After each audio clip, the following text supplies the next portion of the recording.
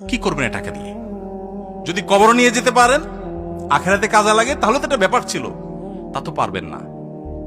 আপনি বলবেন না পারলে কি হয়েছে, ছেলে মেয়ে খাবে, ছেলে মেয়ে ভোগ করবে নিশ্চিত। বহু মানুষ সম্পদ রেখে চলে গেছে, তার ছেলে মেয়েরা ভোগ করতে পারে নাই, হাতে বুতে অন্য মানুষ খেয়ে ফেলছে, আছে না নাই? সবচেয়ে বড় হতভাগা কে জানেন?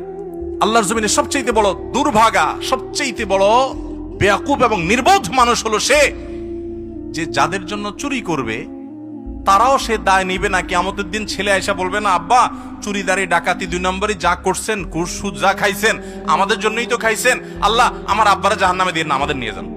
বলবে না ভাই, কোরআন বলেছে ইয়াউমা ইয়াফিরুল মারউ মিন আখিহি ওয়া উম্মিহি ওয়া আবিহি ওয়া সাহিবাতিহি ওয়া বানি।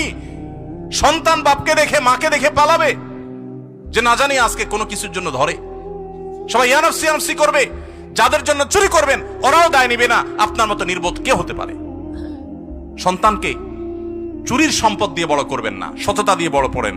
আমাদের সমাজে আজ ঘরে ঘরে সেই মা বাপ আছে যে মা বাপ চায় আমার সন্তান থাকুক আজ দুধে ভাতে, সেই মা বাপ নাই যে মা বাপ বলে আমার সন্তান থাকুক আজ ঈমান আমলে সততার সাথে। সেই মা বাপ নাই। মা বাপ নকল কিনে এনে দেয়, বাবা 2 নম্বরে করে পরীক্ষা দেয়। যেই মা বাপ সততা শিখাবে, সততার সংকল্প করাবে, সেই মা বাপ চুরি শিখাচ্ছে। এজন্য সমাজের রন্ধ্রে রন্ধ্রে, কাজে বাজে, কোনা কাঞ্চিতে সর্বত্র দেখবেন চোর আর চোর উৎপাদন হচ্ছে, দুর্নীতিবাজ উৎপাদন হচ্ছে।